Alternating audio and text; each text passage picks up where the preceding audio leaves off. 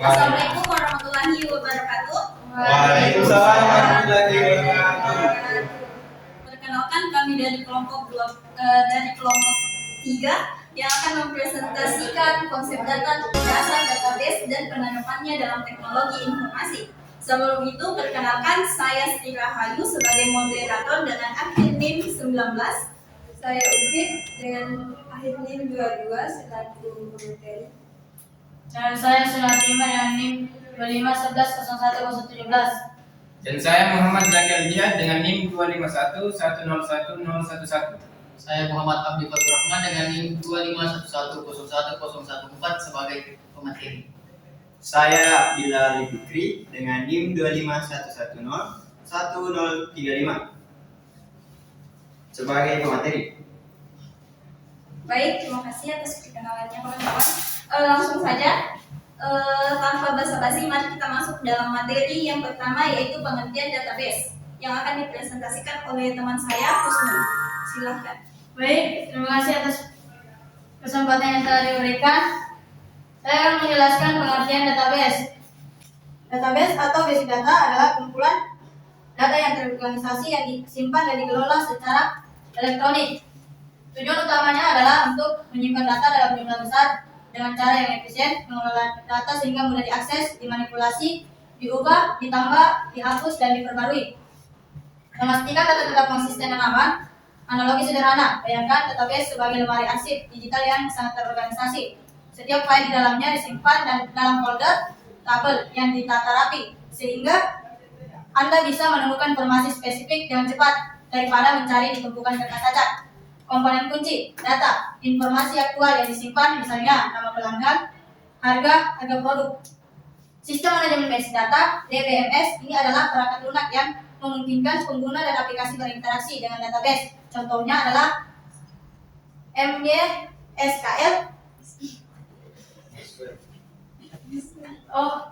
Contohnya adalah MySQL, PostgreSQL, dan Oracle. Singkatnya, database adalah jantung dari hampir setiap aplikasi dan sistem informasi modern. Sekian dari saya kembalikan kepada moderator.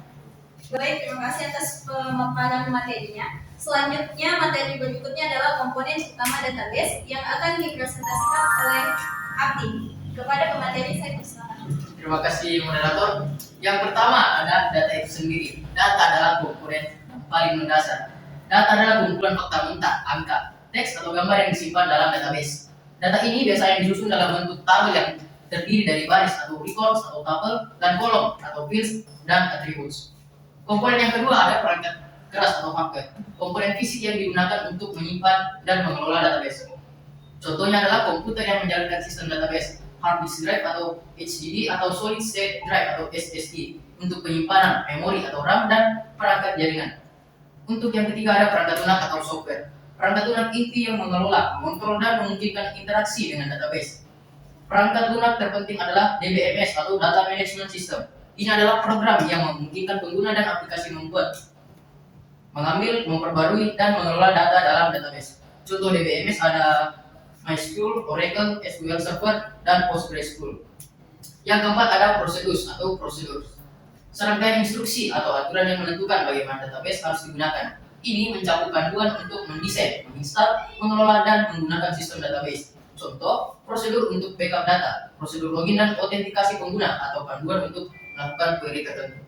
Yang terakhir ada pengguna atau user, orang-orang yang berinteraksi dengan sistem database.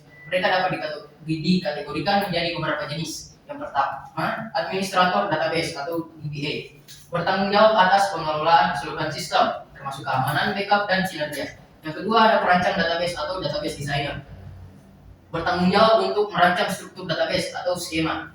Yang ketiga ada pengembang aplikasi atau application programmer, membuat program atau aplikasi yang berintegrasi dengan database. Dan yang terakhir ada pengguna akhir atau end users, orang-orang yang menggunakan aplikasi untuk mengakses atau memasukkan data. Saya kembalikan kepada moderator. Baik, terima kasih atas materinya. Selanjutnya, materi berikutnya adalah jenis-jenis database yang akan dipresentasikan oleh Saki. Kepada pemateri, saya persilakan.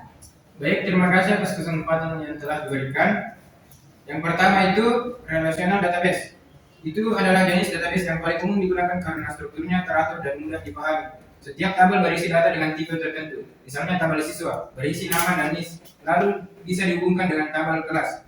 Hubungan antar tabel ini disebut relasi dan digunakan untuk mengolah data secara efisien dan akurat.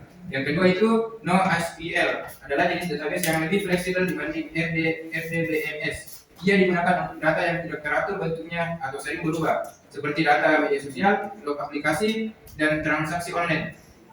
Yang ketiga itu hierarchical database adalah database yang menyusun data secara vertikal, seperti struktur organisasi. Setiap data induk atau parent memiliki satu atau lebih data anak atau child, tetapi satu anak hanya boleh punya satu induk. Karena bentuknya seperti pohon, data mudah diakses dari bawah. Namun, sistem ini tidak fleksibel jika banyak hubungan antar data yang saling silang. Yang keempat itu network database, dikembangkan dari model hierarkis agar lebih fleksibel. Dalam jenis ini, satu data bisa terhubung ke banyak data lain, dan sebaliknya, misalnya satu pelanggan bisa membeli banyak produk dan satu produk bisa dibeli oleh banyak pelanggan. Struktur ini cocok untuk sistem besar dan kompleks seperti sistem perbankan atau logistik. Yang kelima, terakhir, object oriented database adalah jenis database yang menyimpan data sebagai objek lengkap, bukan hanya baris kolom. Setiap objek memiliki data atau atribut dan fungsi metode yang bisa digunakan langsung oleh program. Contohnya, dalam aplikasi game, objek karakter bisa punya atribut seperti nama dan level, serta metode seperti serang atau bergerak. Model ini efisien untuk aplikasi modern berbasis objek. Itu saja dari saya kembalikan ke moderator. Baik, terima kasih atas materinya. Selanjutnya adalah model data dalam database yang akan dipresentasikan kembali oleh pemateri. Kepada pemateri saya persilakan. Terima kasih moderator. Model data dalam database adalah kerangka kerja yang mendefinisikan struktur data, hubungan antar data dan batasan data untuk mengelola, menyimpan dan mengakses informasi secara efisien. Beberapa model data yang umum digunakan adalah relasional, hierarkis, jaringan, dan berorientasi objek. Jenis-jenis model database yang pertama, model relasional. Mengatur data dalam bentuk tabel yang disebut relasi dengan baris atau tabel dan kolom atribut. Model ini sangat populer untuk berbagai aplikasi. Yang kedua ada model hierarkis, menggunakan struktur seperti pohon, di mana setiap data memiliki satu induk dan bisa memiliki banyak anak. Yang ketiga ada model jaringan, memperluas model hierarkis sehingga satu anak bisa memiliki lebih dari satu induk atau hubungan banyak ke banyak. Yang keempat ada model berorientasi objek, menggambarkan data sebagai objek-objek yang memiliki atribut dan metode atau fungsi, mirip dengan paradigma pemrograman berorientasi berobjek. Selanjutnya ada model dokumen, menyimpan data dalam format dokumen seperti JSON atau XML. Ada model graph, menyimpan data sebagai node atau entitas, dan edge atau hubungan untuk mewakili data yang sangat terhubung.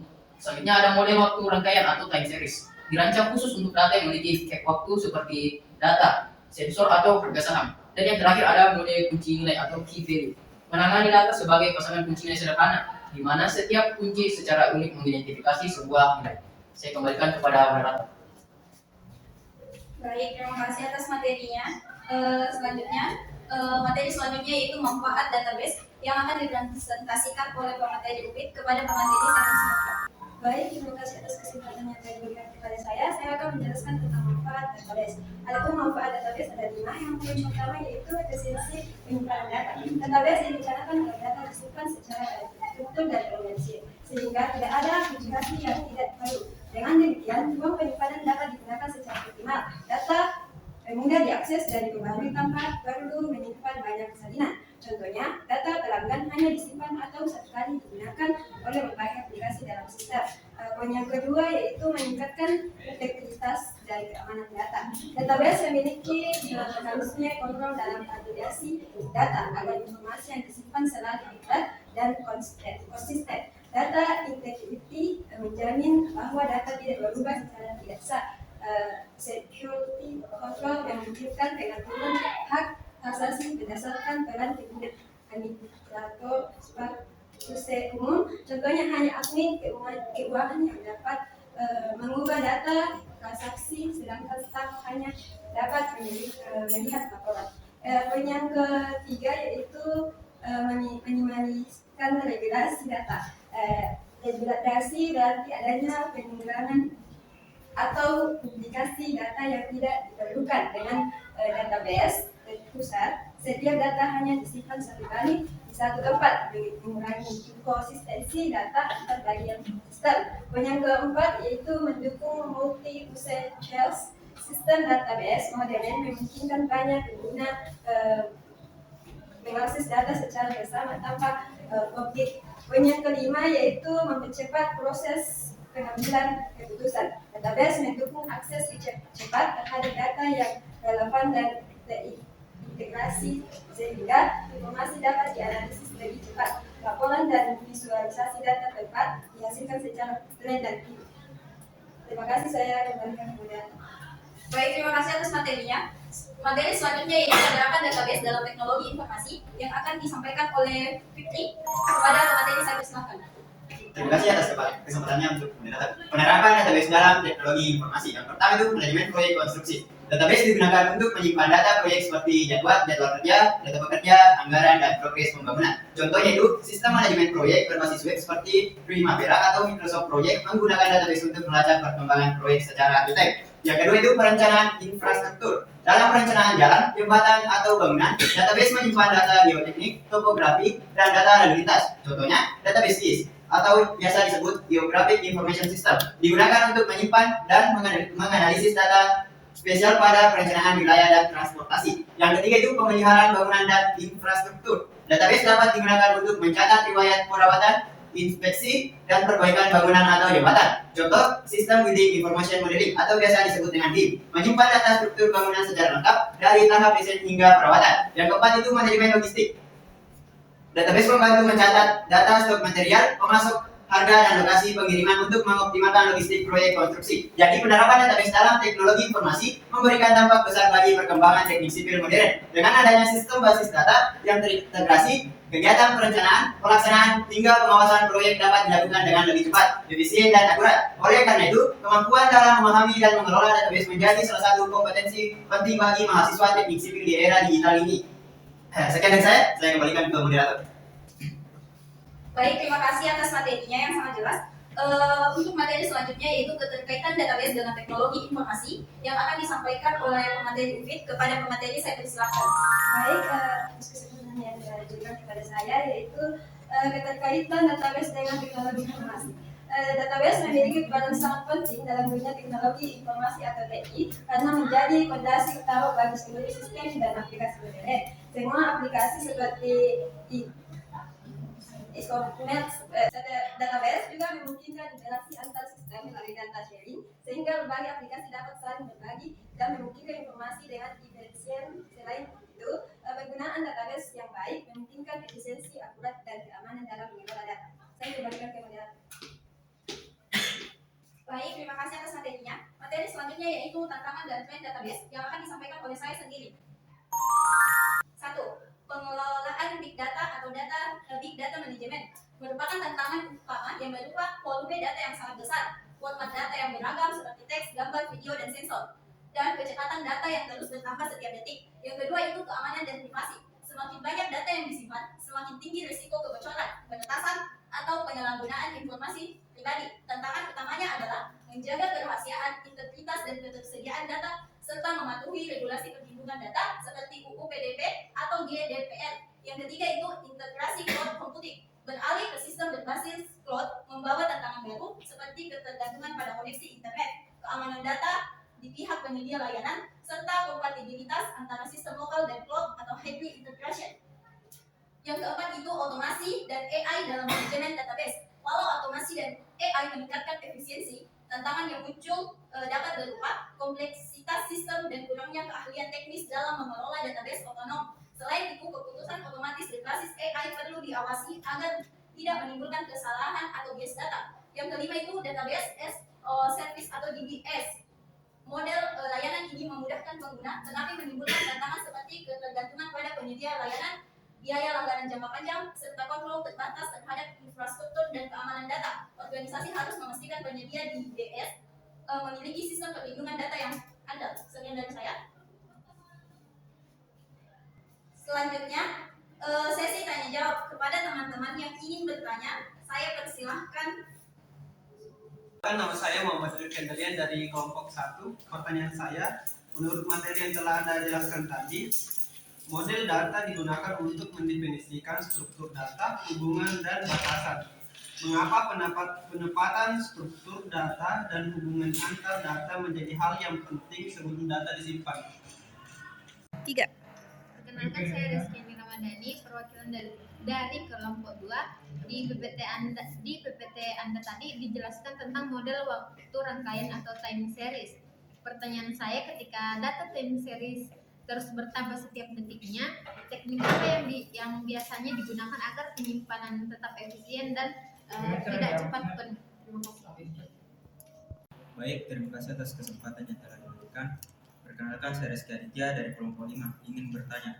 Jadi, pertanyaan saya itu, mengapa data harus disimpan dalam database dan kenapa bukan secara manual? Dan bagaimana cara memastikan keamanan dan proteksi data itu di dalam sistem database? Terima kasih.